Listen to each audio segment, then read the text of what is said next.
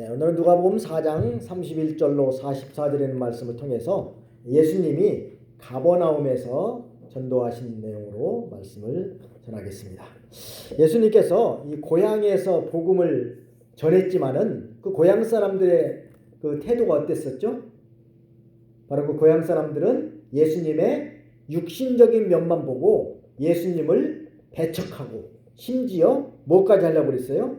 예수님을 죽이려고 그 산 낭떠러지까지 끌고 가서 밀쳐버리려고 했었지 않습니까? 생명의 주님이 이렇게 직접 오셔서 복음을 전하시는데도 불구하고 그들의 눈이 그 영의 눈이 어두워져서 진리에 대해서 깨닫지 못했기 때문에 예수님께서 복음 전하시는 것을 아주 못마땅하게 생각하고 미워해서 심지어 죽이려고까지 한 것입니다. 이처럼 이 복음을 받아들이지 않는 사람들은 오히려 복음을 전하는 사람을 미워하고 또 심지어 죽이려고 하는 것이 옛날이나 지금이나 비일비재한 일입니다. 그래서 반대하는 사람들만 바라보면 사람이 낙심돼 가지고서 참 이 복음 전하고 싶은 생각이 없습니다. 그러나 주께서 맡겨주신 사명을 위해서 우리는 이 복음을 아직도 받지 못하고 깨닫지 못한 사람들에게 부지런히 전해야 될 사명이 있는 것입니다. 예수님은 여러 지역을 이렇게 다니시면서 병자들을 고쳐주시고 또 복음을 전하셨습니다. 육신의 그 질병을 고쳐주는 것이 주 목적이 아니라 바로 영적인 질병을 치료함을 받고 영이 살아야 될 것을 표징으로서 육신의 질병도 고쳐주시면서 복음을 전하신 것입니다. 그리고 하늘나라의 비밀을 예수님께서 말씀을 하셨습니다. 우리도 이렇게 예수님을 본받아서 부지런히 이 복음을 전하는 일을 계속 해 나가야 되겠다는 것입니다. 먼저 여기 31절로 37절의 내용을 보면은 이 더러운 귀신 들린 사람을 예수님께서 고쳐주신 내용이 나옵니다. 이 회당에서 말씀을 가르치실 때 귀신 들린 사람이 소리를 질렀습니다. 그러면서 뭐라고 봅니까? 34절에 보니까 나사렛 예수여 우리가 당신과 무슨 상관이 있나이까? 우리를 멸하러 왔나이까? 나는 당신이 누구인 줄 아노니 하나님의 거룩한 자니이다. 이게 누가 한 말이에요? 귀신이 한 말이죠. 귀신이 귀신 들린 사람의 입을 통해서 말을 한 거예요. 이 가버나움에서 예수님이 이렇게 회당에 들어가서 복음을 전하셨는데 이 가버나움은 나사렛에서부터 한 40km 정도 떨어진 곳입니다. 그 갈릴리 연안에 위치한 그 도시인데 예수님께서 이렇게 여러 지역을 다니면서 복음을 전하셨습니다. 예수님의 그 수많은 이적을 목격하고 또 그 여러 가지 그 능력을 목격하면서도 회개하지 않음으로 인해서 가버나움에는 장차 화가 임한다고 예수님이 그 말씀을 하셨어요. 잠깐 한번 찾아볼게요. 마태복음 11장 23절입니다. 가버나움이 다른 동네보다 특별히 예수님께서 많은 복음을 전하셨음에도 불구하고 그들이 받아들이지 않았기 때문에 예수님께서 그들에게 화가 있을 것을 전한 거예요. 마태복음 11장 23절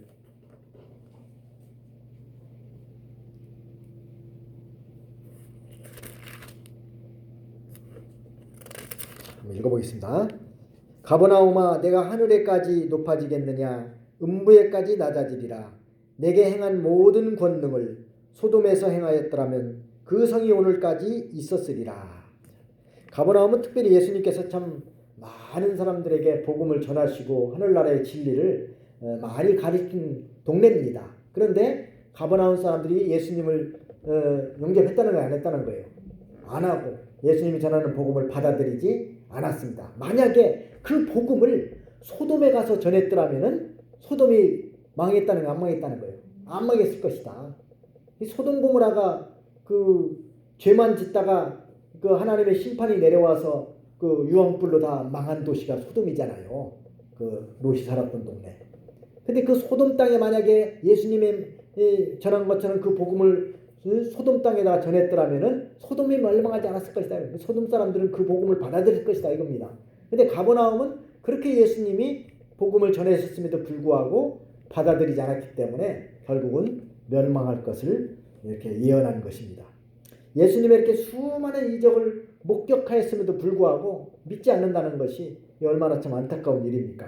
예수님께서 갈릴리 각지에 다니면서 안식일에 가르치셨고 이번에는 가버나움 회당에서 가르쳤습니다. 예수님은 이게 성령과 큰 능력으로 참된 진리를 전하셨기 때문에 그 권세가 있었다고 했습니다. 말씀 전하는 그 속에. 그래서 모든 듣는 사람들이 그 진리의 말씀과 권세의 가르침에 놀랐다고 했습니다. 이런 권세가 어디서 왔겠어요? 바로 하나님께로부터 온 것입니다. 예수님은 참 하나님으로서 우리 인간의 몸을 입고 이 땅에 오셔서 이렇게 하늘나라의 진리를 전하셨기 때문에 권세가 있었던 것입니다.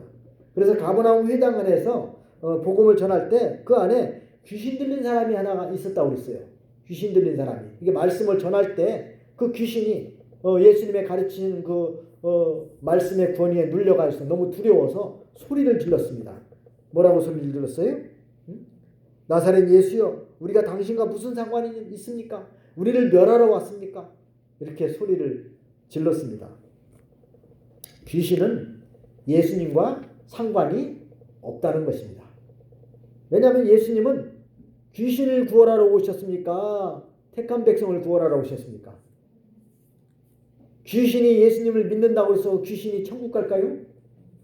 귀신은 예수님이 하나님의 아들인 걸 알아요? 몰라요? 압니다. 귀신도 믿고 떠드느니라 그랬잖아요. 그러면 귀신도 예수님이 하나님의 아들인 걸 믿었으면 귀신도 천국 가야 될 거 아니에요. 그러나 예수님은 귀신을 구원하러 온 것이 아니라 바로 죄인된 우리 성도들을 구원하러 오신 것입니다. 귀신은 아무리 예수님이 하나님의 아들이라는 걸 알아도 그들은 구원받지 못합니다. 왜냐? 그건 하나님의 예정에 없는 거예요. 그러나 우리는 예수님을 믿어서 구원받아 천국 가는 것은 하나님의 예정 속에 있는 것입니다. 이게 우리가 얼마나 복받은 자들입니까? 귀신이 지금은 우리보다 더 강하고 또 영물이기 때문에 우리보다 더 능력을 행하지만은 그러나 결국은 귀신은 어떻게 된다는 거예요? 다 지옥 간다는 거죠. 근데 우리는 지금은 연약하고 부족한 자라 할지라도 예수 그리스도를 믿음으로 하나님의 자녀가 되어서 참 영원히 사는 천국에 갈 수 있는 그런 자격을 받았고 또 하나님을 아버지라 부를 수 있는 특권을 누릴 자들이 바로 우리 성도들이니까 얼마나 복받은 자들입니까? 하나님을 아버지라고 부를 수 있다는 게 얼마나 복이에요. 감히 어떻게 죄인인 우리가 하나님을 아버지라고 부를 수가 있겠습니까? 그러나 예수님을 믿음으로 그 죄를 다 사함받았기 때문에 이제는 당당하게 하나님을 아버지라 부를 수가 있고 천국에 당당하게 들어갈 수 있는 권세를 얻게 된 것입니다. 귀신은 상관이 없다는 거예요. 우리를 멸하러 왔습니까? 이 말은 뭐예요? 예수님이 귀신을 심판하러 오셨기 때문에 귀신이 그렇게 말한 것입니다. 귀신들은 장차 이제 심판받아서 어디로 들어갈 자들이에요? 무저갱에 들어갈 자들이다. 무저갱이란 말이 무저갱이 뭐예요? 무저갱이라는 끝이 없는 구멍. 한 번 예수님이 재림할 때 되면은 귀신들을 잡아서 무저갱에 가둔다고 그랬잖아요. 그 때문에 거기 귀신들이 갇히게 되면 나오질 못해요.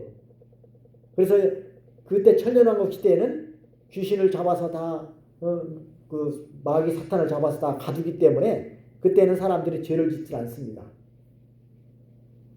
왜냐하면 지금은 사탄 마귀가 우리를 충동해서 죄를 짓게 만드는데 그때는 마귀를 다 잡아 가두니까 죄가 없는 세상이 들은 거예요. 그래서 천년왕국 시대에 태어난 사람들은 모두가 다 천사 같고 모두가 다 의인 같은데 그러나 그 중에서도 불택자가 있다는 것입니다. 그래서 그 불택자를 가려내기 위해서 천년왕국 끝날 때쯤에서 어떻게 하신다고 했어요? 그 무저갱에 가두었던 그 마귀를 다시 풀어놓는다고 했어요. 그러면 그 마귀가 다니면서 불택자들을 미혹시켜서 성도들을 대적하고 또 예수님을 대적하게 만드는 겁니다. 그러면 그들은 이제 다 잡아서 이제 지옥불에 던지게 된다는 것입니다. 그래서 이 귀신들도 예수님이 누군지를 잘 알고 있습니다. 왜 야고보서 2장 19절에도 그랬잖아요. 내가 하나님은 한 분이신 줄 믿느냐? 잘 아는도다. 누구도 믿고 떠드느니라 그랬어요? 귀신들도 믿고 떠드느니라 그래요. 귀신도 예수님이 하나님이신 줄 알고 다 믿고 떠든다는 것입니다. 그러나 그들은 구원받지 못하고 두려운 마음으로 하나님의 심판을 기다릴 수밖에 없다는 거예요. 결국은 귀신은 어차피 하나님의 심판을 받아서 지옥 갈 자들인데 이들이 지금은 계속해서 세상에 있으면서 성도들을 자꾸 미혹해서 타락시키게 하는 것이 그들이 하는 임무예요.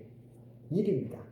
그래서 귀신에게 미혹당해서 즉 사탄에게 미혹당해서 사탄의 일을 하게 되면은 결국은 하나님의 심판을 받을 수밖에 없다는 거예요. 우리가 이 사탄에게 미혹당하지 않도록 항상 진리를 굳게 붙들고 깨어 있어야 됩니다. 왜냐하면 사탄에게 한번 미혹당하게 되면 이제 사탄에게 종이 돼서 계속 마귀 노릇하고 마귀 종 노릇하고 성도들에게 이렇게 시험거리가 되는 것입니다. 그래서 이 사탄에게 시험에 들지 않도록 하는 것이 대단히 우리가 중요한 일입니다. 예수님은 귀신을 위해서 피 흘려줬습니까? 택한 백성을 위해서 피 흘려줬습니까? 택한 백성을 위해서 피 흘려준 거예요. 예수님이 십자가에 피 흘려준 것은 오직 택한 백성들을 구원하기 위해서 피 흘려준 것이지 다른 사람을 위해서 피 흘려준 게 아니라는 거예요. 불택자까지 위해서 피 흘려준 게 아니고 귀신까지 위해서 피 흘려준 게 아닙니다.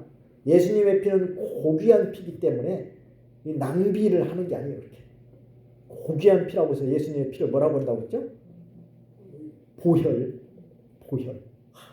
보혈이라는 말이 얼마나 그 소중한 말이니까 주의 보혈 능력이 또다 주의 피 믿으오 주의 보혈 그 어린 양의 매우 귀중한 피로다. 찬송가 얘기하죠. 얼마나 귀하면 매우 귀중한 피로다. 보혈. 그 태국 사람들 예배인도 오면서 조금 태국말 조금 저도 저번에 한번 말씀드렸지만은 태국말로 피는 르앗이에요. 르앗. 그냥 일반적인 피. 근데 예수님이 흘린 피는 르앗이라고 하지 않는단 말이에요. 소중한 피니까 프라로히. 이 프라라는 것은 높은 사람 앞에 붙여주는 그 대명사더라고요. 그래서 하나님 하면은 프라 짜우, 예수님 하면 프라 예수 이렇게 앞에다가 프라를 넣어요. 성령님 하면 프라 인양 싹시 이렇게. 근데 피에다가도 뭘 넣었어요? 앞에다가 프라를 넣었단 말이에요. 소중한 거에 볼 때. 그러니까 프라로히. 이 보혈이 얼마나 피가 이 소중한 피냐고 말이에요. 예수님이 흘리신 피는 우리가 이 흘린 이런 피하고는 이건 감히 비교할 수 없는 그런 피란 말이에요. 왜? 바로 그 피로 우리 모든 택한 백성들을 구원해 주셨기 때문이라 그 말이에요. 그러니까 예수님의 피는 소중한 피인데 이런 피를 갖다가 귀신을 구원하기 위해서 피 흘렸겠냐 그 말입니다. 아니죠. 그러니까 우리는 참 하나님의 특별한 사랑을 받은 자들입니다. 얼마나 감사한 일이에요. 나 같은 죄인, 내 죄값으로 마땅히 지옥 가서 형벌을 받아야 될 이런 우리를 구원해 주시려고 그 십자가에서 그 거룩한 보혈을 흘려주셨다는 것이 얼마나 감사한 거예요. 또 이것이 믿어진다는 것은 얼마나 복받은 일이에요. 예수님의 십자가의 보혈을 믿어야 된단 말이에요. 이거 안 믿으면은 구원 못 받아요. 교회만 다닌다고 구원 받는 게 아니라고 제가 늘 말씀드리잖아요. 참말로 예수님의 십자가의 피가 내 죄를 씻겨주셔서 내가 죄사함 받아서 천국 가겠다는 걸 믿어야 된다고 말이에요. 그래야 천국 갈 수 있어요. 열심히 교회만 왔다 갔다 한다고 천국 가는 게 아니라 참으로 이 거룩한 이 보혈을 흘려주신 이 예수님의 피를 믿어야 된다는 거예요. 이 피는 바로 아무나 위해서 흘려준 게 아니라 바로 우리 택한 백성들을 구원하기 위해서 흘려줬다는 것. 이것이 얼마나 감사하고 우리는 그 복음을 들을 때 이것이 믿어진다는 것이 얼마나 또 복이냐 그 말이에요. 아무리 말해줘도 안 믿는 사람이 세상에 얼마나 많아요. 불신자들은 아무리 말해도 쓸데없는 소리를 알아듣고 뭐 사기치는 줄 알고 그렇게 알잖아요. 여러분들 믿어지죠? 불택자들한테 가서 물어보세요. 정말 막 기독교를 반대하고 아주 미워하는 사람들한테 예수님 십자가에 흘린 피가 바로 우리의 죄를 씻겨줬고 그걸 믿어야 천국 간다고 하면 그 수긍을 할까요? 사기꾼들이라고 생각할 거예요. 그 사람들이 볼 때는. 근데 우리는 이게 마음에 믿어지는 게 얼마나 감사합니까? 교회를 다녀도 만약에 이게 안 믿어지는 상태에서 다닌다면 이거 문제가 큰 거예요.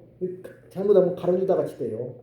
가로주다 열심히 예수님 따라다니서도 아무리 예수님 믿지 않았기 때문에 그들은 구원받지 못한 겁니다.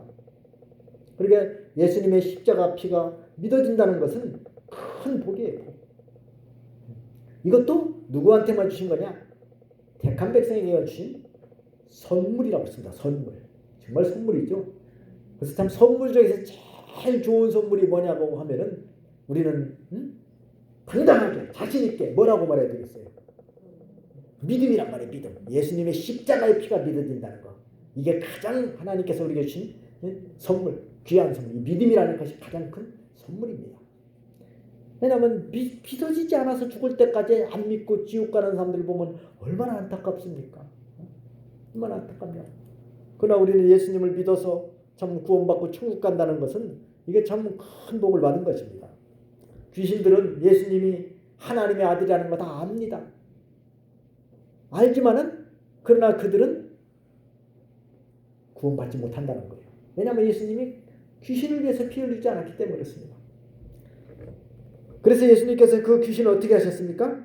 35절에 보니까 예수님께서 꾸짖어 이르시되 잠잠하고 그 사람에게서 나와라. 그렇죠. 귀신은 자꾸만 이 사람 속에 들어가서 그 사람을 자꾸 조정하고 그 사람을 못 살게 하고 그 사람을 통해서 이렇게 하나님의 일을 다하게 하는 것입니다. 사람이 귀신 들리면은 자꾸 귀신이 시키는 말을 해요. 귀신 사람 보고 자기 입으로 말해도 귀신 소리 한단 말이에요. 무당들도 보면 가끔 어떤 무당은 막 그러잖아요. 막 그 자기들 말을 신 들린다고. 그럼 막 말을 하는데 자기 말이 아니야. 그렇죠? 그것도 역시 귀신이 시켜서 하는 말일 겁니다. 이 사람들 지금 귀신이 이 사람의 입을 통해서 이렇게 말을 하는 것입니다. 그러게 예수님께서 잠잠하고 그 사람에게서 나와라. 지금 귀신이 사실은 옳은 말을 했습니까? 틀린 말을 했습니까? 30절에 다시 한번 보세요. 뭐라고 했어요? 나는 당신이 누구인 줄 아노니 하나님의 거룩한 자니이다. 맞는 말이에요? 틀린 말이에요? 맞는 말이잖아요. 귀신이 틀린 말 안 했어요? 그런데도 예수님은 뭐라고 그랬어요? 잠잠하고 그 사람에게 나오라고 그랬어요. 왜 그랬을까요? 그래, 네 말이 맞다. 그래, 다른 사람한테 가서도 다 그렇게 전해줘라. 그러지 않았어요. 그죠? 틀린 말 아니잖아. 당신 하나님의 아들이다. 당신은 거룩한 자다. 맞는 말이니까. 그래, 그 옳은 말이니까 그 부지런히 다니면서 딴 사람한테 가서 전해라. 그러지 않았어요. 오히려 나오라고 그랬습니다. 잠잠하라고 그랬습니다. 만약에 그걸 가만두면은 내버려두면 예수님도 귀신과 같은 종류로 취급받을 수가 있습니다. 예수님이나 귀신이나 다 그게 그거 아니냐고 이럴 수가 있단 말이에요. 그래서 예수님의 명령 한마디에 귀신이 나가고 그 사람은 건강한 사람이 됐습니다. 그 사람이 이게 귀신이 들어갔기 때문에 이렇게 몸이 이렇게 병들었던 거예요. 근데 귀신이 나가면은 그런 사람은 몸이 건강해지는 것입니다. 근데 한 가지 알 것은 모든 병이 다 귀신 때문에 오는 것만 아닙니다. 어떤 사람은 귀신만 쫓아내면 다 병이 나는다고 해서 무조건 병든 사람 데리고 가면 막 안수하면서 막 귀신 나가라고 소리 질러서 그렇게 하는 사람이 있는데, 물론 귀신 들린 사람은 귀신 나가면 나아요. 그러나 모든 병이 다 귀신 때문에 오는 건 아니라는 거예요. 그렇죠? 하나님의 영광을 위해서 온 병도 있다고 주님이 친히 말씀하셨잖아요. 그렇기 때문에 귀신 들려서 온 병인지 아니면 다른 목적으로 든 병인지 우리가 그걸 바로 알아야 됩니다. 괜히 귀신 들린 것이 아닌데 막 귀신 나가라고 소리 질러야 소용없어요. 그거는. 그 사람도 더러 있단 말이에요. 근데 실제로 귀신 들린 사람은 그렇게 나사렛 예수 그리스도 이름으로 막 귀신을 쫓아낼 때 아닌 게 아니라 막 입으로 귀신이 막 온갖 말을 다 하고 막 그러면서 나가는 경우가 있어요. 보면은. 그건 확실하게 귀신 들린 사람이에요. 근데 아무리 나사렛 예수 이름으로 귀신 나가라고 소리 질러도 아무런 기척도 없고 아무것도 없는 사람은 귀신이 안 들렸을 확률이 많단 말이에요. 괜히 엉뚱하고 잘못 짚은 겁니다. 그래서 귀신들이 그 예수님의 능력에 벌벌 떨면서 복종을 했지만은 사람들은 예수님도 또 그 능력도 모르고 있다가 그 귀신들이 복종하는 것을 보고야 예수님의 그 권세와 능력에 놀라서 아주 기이하게 여겼다고 했습니다. 신기하게. 이에 예수님의 소문이 사방으로 퍼져나갔다고 했습니다. 이게 귀신 들린 사람 하나 딱 귀신 쫓아내고 고쳐주니까 소문 나갔어요, 안 나갔어요? 소문 나죠. 사람이 뭐 병 났다고 소문 나잖아요. 어디 가서 무슨 약 먹었더니 뭐 암병이 났었다면 소문이 쫙 퍼지고 막 거기 사람들 뭐 수없이 모여들잖아요. 그처럼 예수님께서 귀신 있는 사람 딱 그냥 말 한마디로 귀신 쫓아내고 고쳐주니까 그 소문이 각처로 다 퍼져 나갔습니다. 하나님이 이렇게 말씀으로 천지를 창조하셨듯이 예수님께서도 말씀으로써 죽은 자도 살려내시고 귀신 들린 자의 병도 고쳐주시는 분이시라는 겁니다. 인간의 어떤 불가능도 예수님은 다 가능케 하시는 분이십니다. 못하실 리 어디 있어요? 죽은 자도 누가 살렸어요? 예수님이 살리셨잖아요. 그 다음에 38절에서 41절에는 이제 그 베드로의 그 예수님께서 이제 온갖 병자들을 고쳐주신 내용이 나오는데 먼저 누구의 병을 고쳐주냐면은 시몬 베드로의 집에 들어가서 그 장모가 중한 열병을 앓고 있는데 고쳐졌다고 했습니다. 여기 시몬 베드로는 예수님의 제자죠. 예수님의 제자인 시몬 베드로의 장모의 병을 고쳐줬다는 걸 보면 시몬 베드로가 결혼을 한 거예요, 안 한 거예요? 결혼한 거죠. 시몬 베드로는 결혼했다고 여러 곳에 나와 있습니다. 또 뭐 자매된 아내를 데리고 베드로와 같이 자매된 아내를 데리고 다닐 권위 없겠느냐 사도 바울도 그랬잖아요. 시몬 베드로는 분명히 결혼해서 아내가 있고 장모가 있었습니다. 천주교에서는 제1대 교황을 누구로 보는지 아시죠? 제1대 교황을 베드로로 봅니다. 베드로. 지금 뭐 몇 대 교황인지 자세히 모르겠는데 계속 교황제도로 가잖아요. 천주교는. 제1대 교황을 베드로로 보는 거예요. 근데 그 특징이 뭐예요? 교황들은 결혼하지 않잖아요. 결혼 안 한다는. 근데 베드로는 결혼했어 안 했어요? 했단 말이에요. 이게 좀 어폐가 있는 거예요.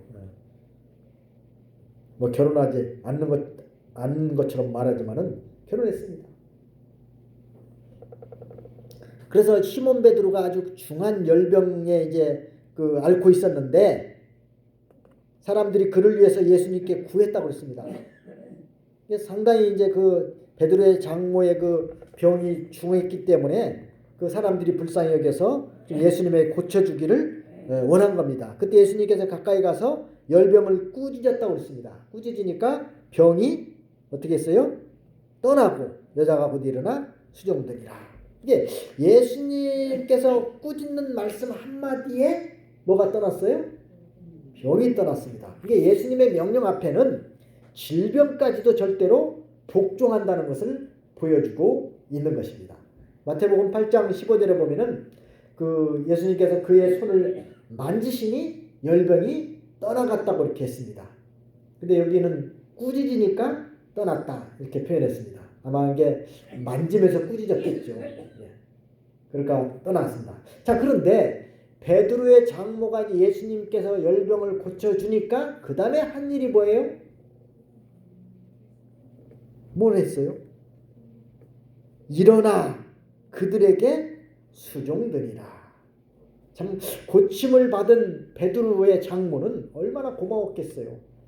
잘못하면 열병으로 인해서 목숨을 잃을 수가 있어요. 이 감기 우습게 알면 안 돼요. 감기 때문에 죽은 사람들 꽤 많아요. 감기가 열나고 기침하고 보통 그런 증상이잖아요. 근데 감기 때문에 죽은 사람들이 많습니다. 왜냐하면 면역성이 약하면 죽을 수도 있어요. 더군다나 독감이라든가 이런 걸로 인해서 죽는 사람이 뭐 1년에만 해도 뭐 교통사고 나서 죽는 것만큼 죽는다나 그래요. 많대요. 그런데 그 병을 고쳐줬으니까 얼마나 감사합니까? 그래서 베드로의 장모가 너무 그 은혜에 감격하고 그 은혜에 감사해서 그 은혜를 보답하기 위해서 감사하는 마음으로 수종을 들었을 것입니다. 10명의 문둥병자를 예수님께서 고쳐줬을 때 그 중에 한 명, 즉 사마리아 사람 한 명이 예수님께 와가지고서 살을 했잖아요. 예수님이 그때 그 9은 어디 있냐 그런 말씀을 하시지 않습니까? 그러니까 하나님께로부터 은혜를 받은다면은 그 은혜에 대해서 감사하는 마음을 가지고 보답하는 삶을 살아야 된다는 말이에요. 우리도 하나님께 얼마나 많은 은혜를 받았습니까? 사실 우리가 지금까지 사는 것도 하나님의 은혜로 살고 있는 거 맞잖아요. 하나님 우리를 지켜주지 않고 하나님 붙들어주지 않으면 어떻게 살 수가 있겠습니까? 참 죽을 사람 많았을 겁니다. 저도 하나님이 아마 붙들어주지 않았으면 벌써 죽었을 것입니다. 지금까지 이렇게 하나님께서 하나님의 은혜로 이렇게 살려주셨으니까 우리는 그 은혜에 감사하고 보답하는 그런 삶을 살아야 됩니다. 어떻게 하는 게 보답하는 거겠어요? 우리 믿는 일 잘하는 거죠. 믿는 일. 잘해는. 그래서 우리가 참 주님의 은혜에 감사해서 철저하게 하나님 말씀 잘 순종하면서 하나님께 대해서 헌신하고 살고자 하는 그런 마음을 가져야 됩니다. 근데 우리가 세상에 사는 날이 잠깐뿐인데 잠시 살다가 가는 이 세상에서 부지런히 믿음 잘 지켜서 하나님 앞에 감사하는 삶을 살아야 되겠습니다. 그리고 온갖 병자들이 다 찾아왔어요. 예수님에게. 예수님이 병을 고쳐준다는 소문이 쫙 나니까 사방에서 찾아왔습니다. 40절에 보면 해질무렵에 사람들이 온갖 병자들을 데리고 나오매. 그렇죠. 소문이 나니까 막 그냥 여러 군데 쫓아오다 보니까 이제 저녁때가 다 된 겁니다. 그래도 예수님은 이제 퇴근 시간이야. 끝났어. 이제 집에 가야 될 시간이야. 다음에 와.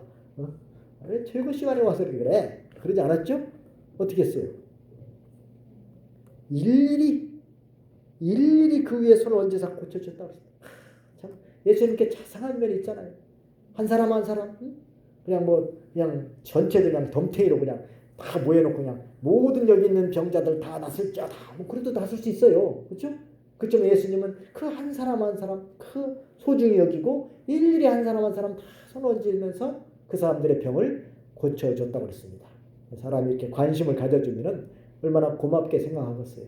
우리도 한 사람 한 사람 관심을 가지고 이렇게 영적인 질병을 치료해주고 그들에게 생명의 복음을 전해주고 인도해주면은 그들이 고맙게 생각하고 이렇게 또 믿는 일을 할 수가 있을 것입니다. 그래서 귀신들도 다 쫓아내주고 또 귀신들이 하나님의 아들이라고 할 때는 막 꾸짖었어요. 말하지 못하겠습니다. 사실 귀신이 바른 말을 했지만은 그것을 하지 못하게 금한 이유가 뭐예요? 바로 예수님도 귀신과 같은 취급을 받을 수가 있기 때문에 그렇다는 겁니다. 다른 종교나 기독교나 그냥 똑같은 취급을 받을 수가 있어요. 병자들 고쳐주고 막 이런 귀신 쫓아내 보면은 사실 다른 종교에서도 귀신 쫓아내는 경우도 많이 있어요. 그러면 그냥 내버려 두면은 같이 취급받을 수가 있습니다. 그래서 예수님이 못하게 금했습니다. 그래서 이제 지금은 예수님께서 그리스도라는 것을 공식적으로 이렇게 공포할 때가 아니기 때문에 못하게 한 것입니다. 뭐든지 하나님이 예정한 때가 돼야만이 할 수가 있기 때문입니다. 그리고 42절부터 44절까지는 예수님께서 또 다른 동네로 복음을 전하러 떠나시는 내용이 나옵니다. 근데 여기 42절 한번 보세요. 날이 밝음에 예수께서 나오사 한적한 곳에 가시니 무리가 찾다가 만나서 자기들에게서 떠나지 못하게 만류하려 하매. 예수님이 한적한 곳에 가서 이제 기도하시는데 무리들이 막 예수님 어디 갔냐고 찾는 거예요. 찾다가 예수님 만났어. 근데 무리들이 예수님 뭐라고 그랬어요? 못 떠나게 하는 거예요. 자기 동네에서. 왜 그랬을까요? 무슨 이유가 강했을까요? 그렇죠. 지금 예수님이 병자들을 많이 고쳐주니까 자기 동네에 있으면서 좀 자기 병자들 고쳐주길 바라는 거예요. 지금 병자들이 많잖아요. 그래서 막 병 고치기 위해서 그런 목적이 아마 강할 것입니다. 못 떠나게 하셨습니다. 그럴 때 예수님께서 뭐라고 말씀하셨어요? 내가 다른 동네들에서도 하나님의 나라의 복음을 전하여야 하리니 나는 이 일을 위해 보내심을 받았노라. 그 동네 사람들이 물론 하나님의 그 복음을 전하는 것을 사모하는 말씀을 듣기를 사모하는 마음도 있었겠지만은 사실 병을 고쳐주기를 바라는 마음이 더 컸을 것입니다. 그냥 병든 사람들을 어떻게 하든지 병 고치는 것이 자기들의 소원이기 때문에 예수님은 다른 특별한 방법도 아니고 무슨 옛날 무슨 허준처럼 말이야 처방전을 말이야 뭐 해서 잡수면 낫을 것이요 그런 것도 아니고 뭐만 하면 다 병이 고쳐져요? 말씀만 하니까 병이 고쳐지니까 얼마나 신기하고 참 간단합니까? 그러니까 예수님을 좀 우리 동네에 좀 계속 계시면서 좀 병자들 좀 고쳐줬으면 좋겠다는 생각으로 못 떠나게 하시는 거예요. 벌써 예수님은 그 중심을 아십니다. 그래서 내가 다른 동네도 가서 하나님 나라의 복음을 전해야 된다. 바로 이 일을 위해서 내가 보냄을 받았다. 그래서 예수님은 자기를 붙잡는 그 동네에서 오래 머물려고 하지 않았습니다. 거기서 이제 다른 동네에 가서 복음을 전하는 것이 또 하나님의 뜻이기 때문에 또 이 동네에서 또 다른 동네 가고 또 그 동네 또 다른 동네 가서 계속해서 예수님은 복음을 받지 못한 그런 동네에 다니시면서 복음을 전하신 것입니다. 이처럼 우리도 복음을 다른 곳에 가서 전파할 사명이 있다는 걸 알고 한 곳에서 어떤 큰 역사가 일어나더라도 그곳에만 머물려고 하지 말고 또 이 복음을 알지 못하고 받아들이지 못한 또 다른 데 가서도 복음을 전해야 된다는 것입니다. 예전에 최건동 목사님을 아마 많이 들어보시지 않은데 그 최건동 목사님은 그 일제시대 때죠. 뭐 수많은 지역을 다니면서 교회를 세우셨는데 무려 교회를 75개나 세우셨다고 그래요. 이 동네 가서 또 복음 전해서 교인들 생기면 거기다 교회 하나 세워놓고 또 다른 동네 간 거예요. 보통 목회자들 보면은 그 동네에서 이제 딱 교회 세워놓고 계속 거기서 막 그냥 몸집을 불려가는 것이 보통 하잖아요. 보통 목회자들 그렇게 하잖아요. 그래서 막 교인들이 많아지면 또 예배는 더 크게 짓고 더 많아지면 막 또 다시 더 크게 짓고 막 이러면서 막 대형 교회를 이루지 않습니까? 근데 최건동 목사님은 그러지 않았어요. 이 동네에서 이제 복음 전해서 예수 믿는 사람이 많이 생기면은 거기다 교회 세우고 또 자기 또 딴 동네 가서 또 딴 데 가서 또 복음 전해서 또 생기면 또 교회 세우고 또 딴 동네 그렇게 하기를 무려 75개 교회나 세웠다는 거예요. 대단하잖아요. 그런 사람이 없습니다, 사실. 이와 같이 참 이 자기 몸으로 여러 곳에 다니면서 이렇게 교회를 세운다든가 아니면은 뭐 선교사로 해외에 나가서 복음을 전파해야 될 사명이 있다면은 또 해외에 나가서 복음을 전파하기도 하고 또 뭐 우리는 직접 해외에 나가서 복음을 전하지 못한다면은 또 그들을 위해서 이렇게 물질적으로 또 이렇게 연보하면서 또 이렇게 협력하는 일을 할 수도 있고 어떻게 하든지 하나님의 이 복음이 전파돼 나가는 일을 위해서 우리는 힘을 써야 됩니다. 그래야 하나님 기뻐하시는 거예요. 어떻게 하든지 하나님의 복음 운동이 잘 세워나가는 일에 힘을 쓰고 협력하고 받들어야 하나님이 기뻐하시고 복을 주십니다. 우리는 이 일이 사명이에요. 이것이 비단 무슨 목회자만 하는 게 아니라 우리 모든 성도들이 다 마찬가지입니다. 어쨌든 복음 전하는 일에 우리가 하나님께서 나에게 어떤 직분을 맡기셨든지 그 자리에서 최선을 다해서 복음 전하는 일에 모두가 다 힘을 합해야 됩니다. 교회를 세워나가고 진리를 세워나가는 것은 하나님이 기뻐하는 뜻이고 우리가 해야 될 일입니다. 하늘나라 가는 날까지 부지런히 우리는 이 일을 위해서 힘을 써야 돼요. 예수님도 하나님 앞에 자기의 그 사명을 완수하는 날까지 여러 동네에 다니면서 이 하늘나라의 복음을 전하시고 때로는 또 이렇게 병자들을 고쳐주시고 또 귀신도 쫓아내시고 이렇게 오직 복음을 전하는 일에서 힘을 썼습니다. 오늘 이렇게 우리 예수님께서 가버나움에서 전도하신 내용을 통해서 우리도 부지런히 이렇게 복음을 전하는 그런 삶을 살아야 돼요. 하나만 그냥 믿다가 천국 가면 되지 그런 생각을 버려야 됩니다. 나를 구원해 주신 주님의 은혜가 너무 감사해서 나도 누군가를 또 예수님께로 인도하는 이 일을 위해서 힘을 써야 됩니다. 복음을 전해도 나오지도 않는다고 그래서 백받아서 아예 못하겠다고 하지만 안 나오면 부터 안 나오는 것이고 또 또 딴 사람한테 또 복음을 전하는 것입니다. 동네에서도 보면은 교회 나오라고 그렇게 말해줘도 안 나오는 사람이 많아요. 그래도 전하는 거죠.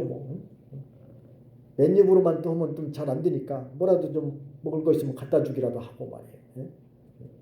전에 우리가 닭을 키면서 알을 좀 갖다가 우리 여기 옥동 동네 사시는 어른들 갖다 주면서 전도를 했는데 닭을 못 키게 그냥 속내 사람들이 민원을 해가지고서는 그럼 자기들이 무슨 생활비를 대주는 것도 아닌데 그렇게 다 잡아버렸어요. 잡았더니 뱃속에서 알이 얼마나 많이 나오는지 15마리를 그냥 다 잡아버렸어요. 동네 사람 못하게 하니까 어떻게 그렇게 민원을 한두 번도 안 그럼 못 키게 하면 자기들이 우리 생활비를 대줄 거냐고 말이야. 어쨌든 우리는 그걸 가지고서 말이야 팔기도 하고 또 남는 거는 또 동네 사람들 주면서 전도도 하고. 우리 옥동에서 알바하는 사람 여러 사람 있어요. 갖다 주면서 막 잡숴보시라고 하면서 교회 나오시라고 얘기했는데, 근데 안 나오셔요. 지금까지도 안 나와도 우리 할 일 하면 되는 거예요. 하나님이 택한 백성이 또 나오게 할 것이고, 불택자가 뭐 어쩔 수 없는 거죠. 어떻게 합니까? 복음 전하는 일까지 못하게 방해하면 어떻게 복을 받겠냐고 말이에요. 남 하는 일 도와주지 못할 망정 말이야. 못하게 해가지고서는 말이야. 어쨌든 간에 어쨌든 우리는 이 복음 전하는 일을 잘 협력하고 받들어야 복을 받는다는 사실을 분명히 명심하셔야 돼요. 하나님의 교회에 손해를 주거나 복음 전하는 일에 손해를 주거나 그러면 하나님이 심판하셔요. 어떤 방법을 통해서라도 그 말로가 좋지 않아요. 말로가. 그러니까 우리는 참 두렵고 떨리는 마음으로 어떻게 하든지 이 하나님의 복음 운동에 잘 협력하고 받드는 자리에 서야지, 반대하거나 또 이 해치는 그런 자리에 서면 절대 하나님이 기뻐하지 않습니다. 몇 사람 되지 않더라도 또 뭐 약하더라도 어찌하든지 하나님 우리에게 맡기신 이 생명의 복음을 전하는 이 사업에 우리가 부지런히 힘쓰고 받들어서 우리 교회를 통해서 한 사람이라도 더 구원받고 더 천국 갈 사람이 생긴다면 얼마나 기쁜 일입니까? 그렇잖아요. 교회가 없다면 어떻게 그 일을 할 수가 있겠습니까? 목회자가 없다면 어떻게 교회를 이끌어 나갈 수가 있겠냐 그 말이에요. 그래서 하나님의 일에 잘 협력하고 받드는 우리 예수님도 이렇게 가는 곳마다 복음을 전하셨던 것처럼 우리가 부지런히 복음 전하는 일을 잘 하다가 하나님 앞에 가서 다 영광스러운 멸류관 상을 받는 저희가 되어야 되겠습니다. 기도하겠습니다. 살아계신 하나님 감사합니다. 부족한 저희들을 사랑하셔서 진리의 말씀으로 가르쳐 주시고 참으로 우리 주님께서도 우리에게 복음 전하는 본을 보여주시면서 이 생명의 복음을 부지런히 전해야 할 것을 말씀해 주셨사오니 아버지 하나님 우리도 주님 앞에 가는 그날까지 이 진리에 부지런히 증거하다가 하나님 앞에 갈 수 있도록 인도해 주시기 원합니다. 아버지 하나님 아직도 주변에는 예수님을 믿지 않는 많은 영혼들이 있습니다. 하나님 불쌍히 여겨주시고 그들도 예수님을 영접하고 주님 앞에 나와서 같이 신앙생활 할 수 있도록 긍휼을 베풀어 주시옵소서. 예수님의 이름으로 기도하옵나이다. 아멘.